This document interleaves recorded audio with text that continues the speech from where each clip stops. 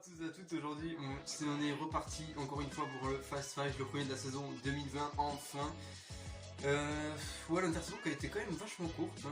J'ai vu que Roman Perra par exemple il avait pas l'impression de recommencer une saison, enfin bref c'est autre chose.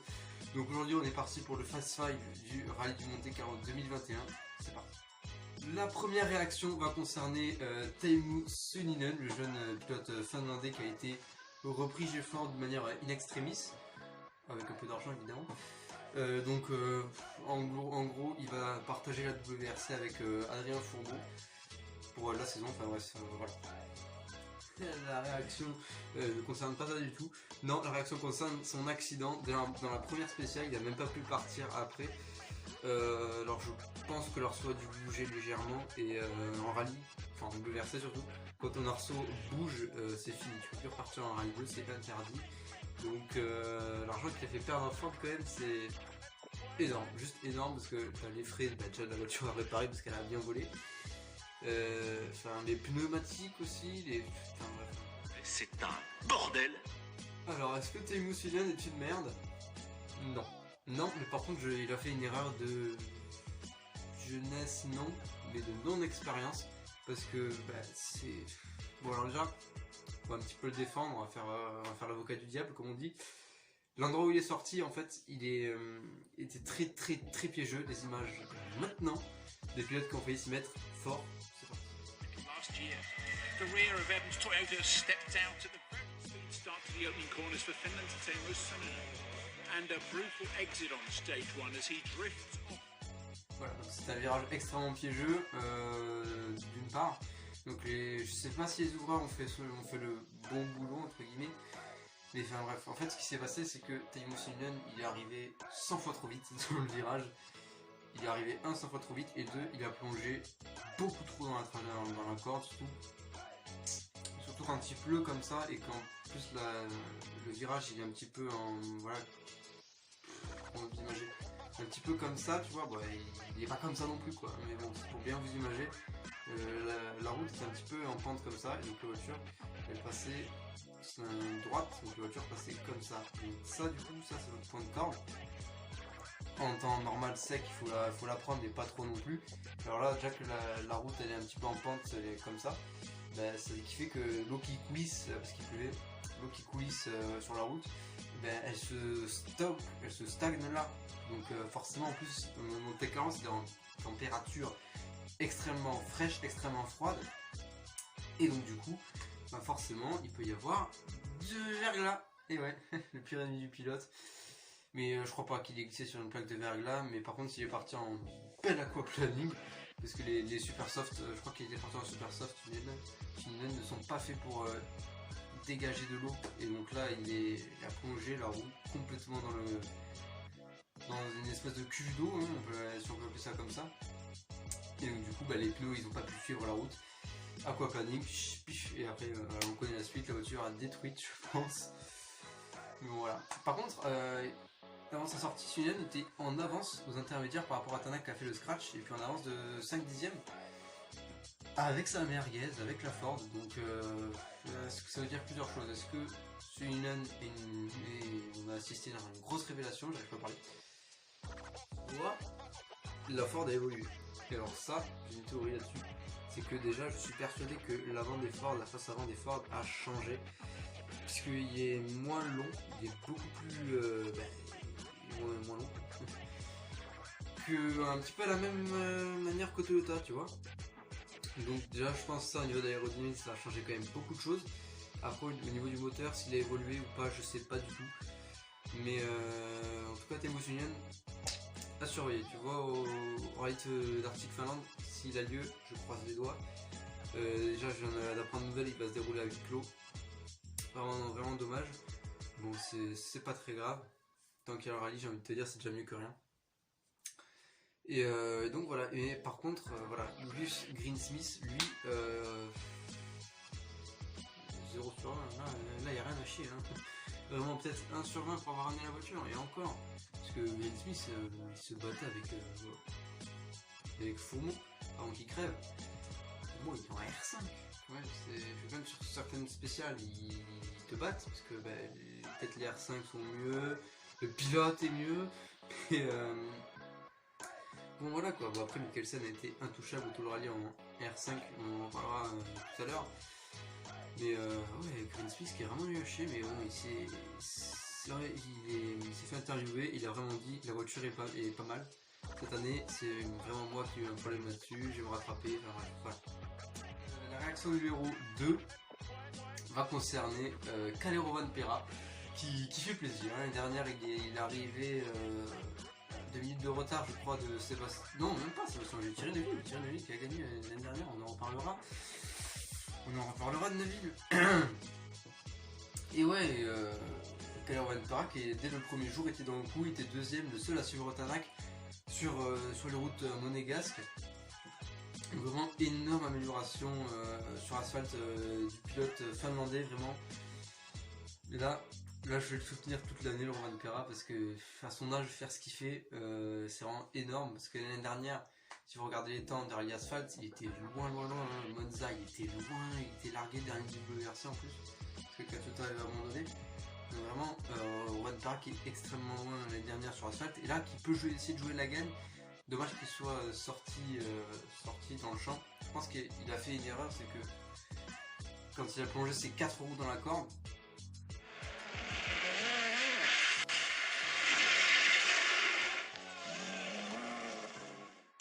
dans la corde, en fait, sa voiture s'est embarquée de l'arrière comme ça. Et putain, le poteau a eu chaud, il a eu de la chance de pas se bouffer le poteau. Et en fait, dès qu'il a passé le poteau, il a freiné direct. Et je pense que ça c'était son erreur, tu vois, parce que sans ça, je pense qu'il aurait fallu rester pied dedans. Après, je sais pas, mais je pense, à mon avis, qu'il aurait fallu rester pied dedans et bien contre-braquer comme un fils de pute. Quitte à, tu vois, qu'à la fin du rattrapage, elle tangue un petit peu, et après tu freines et puis tu repars, quoi, parce que là, vraiment, il a perdu énormément de temps.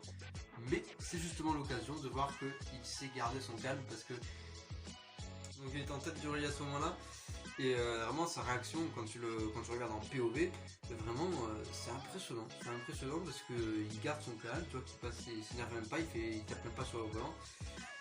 Vraiment il écoute son copilote, il fait son créneau tranquille, puis après il repart. Après malheureusement il a été largué, il a été en mesure de jouer la 3ème place, le podium pour la première course de la saison, mais il s'est fait rattraper sur le dimanche par un Thierry Neuville. Et du coup il fait P4, mais P4 en se prenant en plus 4 points dans la Power Stage, ça fait que au classement au point il est 4ème et à 1 point de Neville, 1 point de la 3ème place. Donc Vanpera vraiment incroyable sur ce rallye là. J'espère qu'il va pouvoir nous rééditer ça. D'ailleurs j'en parlais en fin de vidéo, mes pronostics sur le rallye d'Arctic Finlande, je crois que ça s'appelle comme ça. Je pense qu'il va gagner. Je ne dis pas plus, je vous laisse aller en fin de vidéo pour voir mes pronostics. Et voilà, en tout cas, Calero Vanpera, je pense qu'on tient un grand champion, capable d'aller titiller les records d'Ogier et de Loeb. Je pense. Dites-moi aussi ce que vous en pensez dans les commentaires ou sur Insta. Mais je pense qu'on tient un grand champion. Bon, on va parler des choses qui fâchent, hein. On va parler de Thierry Neuville et de Martin Vidégueux, j'espère que je prononce bien. Alors, bon. Évidemment, je suis extrêmement déçu de la prestation de Neuville, parce que bon, même si lui il est content, il faut se mettre à la place du pilote, ok, pas à la place de spectateur comme moi, à la place de pilote comme Neuville. Neuville a changé son copilote, donc Nicolas Gilsoul, 3 jours avant les reconnaissances du Monte Carlo. Je ne comprends pas ce choix, parce que tu perds perdant en tout point. Parce que en plus il savait très bien qu'il n'y avait pas le shakedown, il savait très bien qu'il allait le premier tour de roue en spécial de Martin Vidégueux et de Neuville, ça allait se passer dans la spéciale numéro 1, qui fait un bon temps d'ailleurs en changeant de copilote, franchement ça bon temps. Et donc du coup il part perdant parce qu'à 3 jours du Monte Carlo il peut tenir une semaine en plus. Frère, ils ont tenu 10 ans, donc je sais pas ce qui s'est passé entre eux. Ils ont refusé entre guillemets de dire pourquoi ils étaient séparés. Ça leur appartient bien évidemment. Bon, c'est dommage parce que moi j'aimais bien ce duo, j'aimais bien Neuville surtout. Mais là, si c'est pour une question d'argent, il a abandonné, il a quitté Gilsoul. Franchement pour moi ça c'est pas l'esprit du rallye. Et tu vas pas me dire que c'est avec ce qu'il gagne qu'il a du mal à ramener à bouffer, hein, c'est pas vrai. Lui, il a de la thune, frère. Hein. Il a une entreprise de châssis, je crois, en Belgique, donc crois-moi qu'il a de la thune. Mais franchement, si c'est pour une histoire d'argent, j'espère pas, hein, j'espère me tromper. Mais si c'est pour une histoire d'argent, je suis vraiment très déçu du pilote de vue. Mais donc on va mettre ça de côté et on va parler des performances de Neuville. Alors déjà, première journée, vraie journée de course. Entre guillemets, donc on parle du vendredi matin. Il s'est trompé dans ses choix de pneus. En plus, il a fait une belle figure. Onto the rear right corner of his I-20, decided it was too hot to take all this punishing tarmac. It was there to give him extra grip in the snow. Donc du coup, ouais, de la troisième boucle, mauvais choix de la deuxième boucle du rallye, pardon, mauvais choix de pneus pour les Belges. Alors je sais plus exactement de mémoire ce qu'ils ont pris, je crois qu'ils ont embarqué un clou. Et ça c'est vraiment pas la connerie à faire quoi, genre vraiment s'il a pris un clou. T'as les ouvreurs qui sont passés avant, t'as tout, donc je comprends pas pourquoi il a pris un clou. Ouais si, enfin je comprends pas. Il faut savoir que la deuxième boucle du rallye était composée de 2 spéciales de nuit parce que c'était très tôt le matin et donc du coup il y avait un peu de glace sur la route. Et s'il a pris le clou pour ça sert à rien quoi, vraiment. Logique est parti en super soft je crois, ou en neige, je sais plus. Enfin bref, c'est des erreurs de pneumatique bizarres entre guillemets que je comprends pas trop. Sordo a fait la même et du coup ça s'est mis extrêmement en difficulté les deux pilotes Hyundai. Bon après Tanak qui essayait de se battre comme il pouvait. Hein. Tanak, je sais pas si on en reparlera peut-être tout à l'heure, je sais pas. Mais enfin voilà mon point de vue en tout cas sur Neuville sur ce rallye là. Après pour mes pronostics il sera pas sur le podium en Finlande, hein. Ça je peux te le garantir en Arctique Finlande, je suis persuadé qu'il finira jamais sur le podium. On verra, j'espère me tromper. Et donc bien sûr, comment parler du Monte Carlo sans parler de la victoire et le record de Sébastien Ogier, 8 victoires sur le Monte Carlo, c'est maintenant le recordman du rallye et je pense que c'est pas fini. Vraiment, il nous a montré, il nous a fait de ses passages Ogier, tout en glisse, il a su rester calme, vraiment incroyable. Vraiment, je le redis encore, hein, c'est pas mon pilote préféré sur le peloton, mais vraiment il a fait une course mais incroyable, il crève le vendredi soir, non pas le vendredi soir,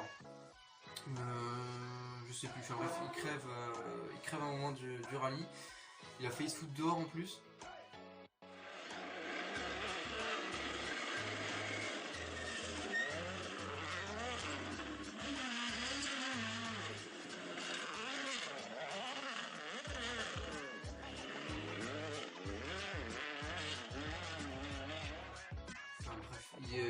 Il a su tout remonter, vraiment il met des scratchs à 15 secondes, à 10 secondes, vraiment il nous a sorti des passages en folie, des temps de folie. Il prend 8 scratchs il me semble sur 15. Il faut garder aussi à l'esprit que dans les 8 scratchs sur 15 qu'il a marqué, dans les 2 premières spéciales du rallye, il avait un problème de frein. Et donc ça fait déjà 2 spéciales et après il a crevé, donc ça fait 3 spéciales. 3 spéciales où il n'a pas pu marquer le scratch parce que il y avait des problèmes mécaniques. Sauf la crevaison, c'est pas trop mécanique. Mais il a quand même réussi à prendre 8 scratchs, dont la Power Stage, sur ce rallye-là. Vraiment, il fait un truc de fou. Quand tu vois sur la Power Stage, Calero Van Pera qui fait un bon temps de référence, quand tu vois les autres qui galèrent à le battre, ils se battent à 1 dixième, 2 dixièmes, 5 dixièmes, et tu vois Ogier au milieu de la spéciale, 5 secondes d'avance, allez, bisous frérot. Vraiment c'est juste incroyable comme il a le talent qu'il a ce type, c'est fou. Encore une fois, hein, c'est pas mon pilote préféré, mais au moment il faut reconnaître quand le gars il est fort, quoi. Alors, il a fait aucune erreur à part la crevaison. Voilà, il a mérité son record. Alors attention, il faut prendre avec des pincettes ce truc de record. Parce que oui, il a fait 8 victoires en Monte Carlo, mais il faut pas oublier qu'il en a fait une en IRC. Donc du coup, ce n'était pas en WRC. Là, fait ses 8 victoires au Monte Carlo. Non, 7 victoires, pardon, je dis comme 7 victoires au Monte Carlo, uniquement en WRC. Donc si on prend statistique par statistique, ça fait donc en WRC 7 victoires contre 7 pour les deux Français, donc Loeb 7 victoires, OG 7 victoires en WRC, et si on prend le tout compris, ça fait évidemment l'avantage est pour le français, enfin, et l'avantage est clairement pour Ogier. Donc vraiment, il mérite ce record. C'est un des rallyes qui apprécie le plus, hein. Pas que lui d'ailleurs. Beaucoup apprécient beaucoup ce rallye. Comme Tanak qui essaye d'aller chercher la victoire sur Monte Carlo. Bon là cette année il a abandonné parce qu'il y a eu une crevaison. Donc bon, c'est dommage pour Estonia, mais bon. Grosse performance du français. Là il est parti, il est motivé, chaud patate pour terminer sa carrière en WRC. Avec une masterclass tout simplement. Et après il a dit, les gars, c'est peut-être pas la dernière fois qu'on reviendra, donc l'année prochaine, il dit en 2022, il y sera, j'en suis persuadé. Je sais peut-être avec en louant une Toyota Yaris WRC. Le marché des transferts va être aussi excité, hein, avec la meilleure place qui se libère. Mais bon, bref, c'est un autre sujet. Alors du coup la dernière réaction, la 5e, j'ai beaucoup hésité.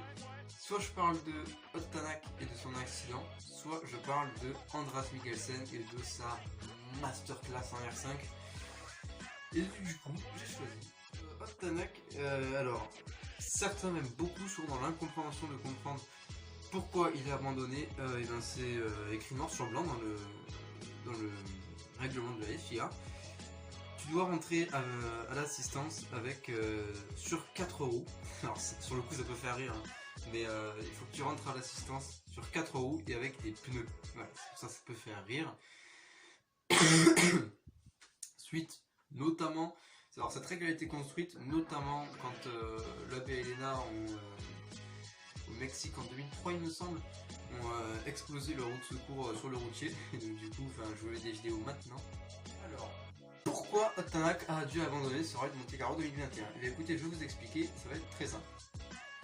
Donc, Ott Tanak qui part avec 5 pneus pour la première boucle de la première journée, il me semble. Il crève une fois. Donc bon ok, il change la roue, il était obligé, donc du coup ça fait que, je vous ai dit qu'il y avait 5 pneus, et donc du coup il n'y a plus de roue de secours, donc s'il crève, il a dans le cul, parce que... Voilà, donc je pense surtout que cette règle existe pour limiter les accidents routiers, avec des mecs normaux, des mecs qui n'ont pas la réaction, le truc des pilotes de rallye. Parce qu'imagine, tu vois, t'as un mec qui te double, le mec qui est sur la jante comme ça, bon là ça peut être dangereux. Et enfin bref, je vais faire une parenthèse. Et donc du coup, bon, il crève une fois, donc il change de roue de secours, machin, donc du coup ça fait qu'il n'a plus de roue de secours. Donc du coup sa jante qu'il y a dans le coffre, elle est sans gomme autour, ou alors il y a encore un petit peu de gomme je crois, enfin bref, mais rien d'un fou. Et sauf que dans la spéciale où, en plus c'est drôle, mais dans la spéciale où Ott Tanak l'année dernière est parti en fusée, et bien c'est dans celle-là qu'il va crever encore une fois. Donc quand il a crevé la première fois dans la boucle, c'était avant. Donc là, il va crever une deuxième fois. Et donc du coup, comme je vous l'ai dit, comme je l'ai expliqué tout à l'heure, tu ne peux pas rentrer au parc d'assistance avec une roue crevée. Mais bon, voilà, il a rallié l'arrivée, donc il a dû changer encore plus la roue dans la spéciale. Il perd beaucoup de temps, il perd 9 minutes. En plus, je crois qu'il a pris des pénalités. Alors, je sais pas trop pourquoi, mais je sais qu'il a pris beaucoup de pénalités en plus. Donc, enfin bref, il a pu abandonner. Par contre, ce que j'ai pas capté, c'est pourquoi il est pas reparti dimanche pour la Power Stage. Je sais pas, parce que il a plus d'accident, donc les arceaux étaient intacts.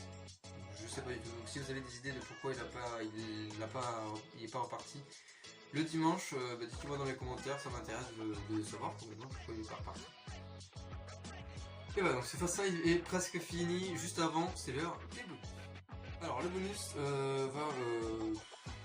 va dédier, on va dire ça comme ça, à Pierre-Louis Loubet. Alors oui, il est sorti de la route, mais il faut savoir que quand même les conditions étaient particulièrement piégeuses. Déjà, il était en descente et c'était recouvert de plaques noires, il a freiné trop tard. Et Ott Tanak disait que la voiture sa voiture en tout cas avait des problèmes quand il freinait en descente, qu'il n'avait pas le feeling, il se sentait vraiment pas. Donc bon déjà ça. Et puis 2, bon il a freiné trop tard, ça c'est de sa faute. Mais quand même à noter que pendant le rallye il a fait quand même 2 temps scratch dans les 4 meilleurs, dont un temps où il a fait le deuxième temps scratch juste derrière Thierry Neuville. Donc vraiment pour ça, chapeau artiste, c'est son premier rallye de Monte Carlo en plus. Alors je sais pas si c'est sa première fois sur la neige, mais enfin en dehors des essais bien sûr, mais franchement chapeau l'artiste et ça prend une belle chose. Je pense que cette année il va encore essayer d'apprendre. Il va falloir surveiller au Portugal et en Sardaigne parce que c'est deux rallyes où il est quand même pas trop mal. Plutôt le Portugal parce qu'il adore ce terrain-là. Mais il va falloir le surveiller là-dessus. Et en plus il faut savoir que Pierre-Louis il déteste l'asphalte. Il préfère énormément la terre. Donc bon voilà, sur la neige je crois qu'il a jamais roulé sur la neige. Peut-être en WRC2 si, je sais qu'il a roulé en WRC2 sur la neige. Pour le ride Arctic je pense, je parle. Je réfléchis pour le ride Arctic quelle collection il pourrait y avoir. Donc bon voilà, c'est fini pour ce petit bonus sur Pierre-Louis Loubet qui nous a fait quand même vibrer pendant cette course. Maintenant petit bonus sur le WRC2 rapidement, Adrien Fourmeau, pas mal du tout même pour le jeune français. Alors il a crevé, il s'est fait rattraper par Eric Canelli. Donc quand tu te fais rattraper, t'as un peu les morts, hein, on va pas se mentir. Mais au moment où il a crevé, il était pas en bagarre avec Mikkelsen, mais il était à 40 secondes de Mikkelsen. Mikkelsen qui a quand même gagné des rallyes, c'est un mec qui a gagné des rallyes. C'est un mec qui a beaucoup d'expérience en Monte Carlo. Bref, après, il a développé aussi les pneus Pirelli, qui ça l'aide, c'est sûr à 100% que ça doit l'aider d'avoir développé les pneus Pirelli. Et il faut quand même savoir que Mikkelsen a développé les pneus Pirelli sur l'asphalte, pas avec les clous. Les clous, il les a pas testés, hein. Mikkelsen, faut pas rêver. Alors il a dû les tester, mais 10 km, pas plus. Et en plus, il avait testé avec le Swan C3 WRC, pas avec une R5. Donc au final, est-ce que ça l'avantage vraiment? Je sais pas, je sais clairement pas. Mais en tout cas, Mikkelsen a fait une masterclass en terminant premier de sa catégorie. Et vraiment avec 2 minutes d'avance, avec un boulevard d'avance. Mais en même temps, de l'autre côté, tu te dis, s'il fait pas P1, on va le chier dessus. Pourquoi? Parce que comme je l'ai dit, c'est un pilote qui a beaucoup d'expérience, qui tente de revenir en WRC. Et du coup, il n'a pas d'autre choix que gagner. Donc ça s'annonce mal pour Adrien Fourmeau, au classement WRC 3. Mais le Français était quand même satisfait de sa course. Et c'est vrai qu'il a fait quand même quelques bons temps. Donc bon, voilà. Très, très bonne course pour les deux pilotes. Ça prend une belle bataille quand même sur le championnat. Mikkelsen, Fourmeau, Mikkelsen. Il va falloir surveiller ça. Et donc, du coup, je pense que mon pronostic pour le rallye d'Arctic Finlande sera le suivant: 1 Evans, 1 Rovanperä, 2 Evans et 3 Tanak. Voilà, donc ce Fast 5 est enfin fini. Dites-moi ce que vous en avez pensé dans les commentaires, s'il faut que je fasse plus long, plus court, il faut que les explications soient plus claires.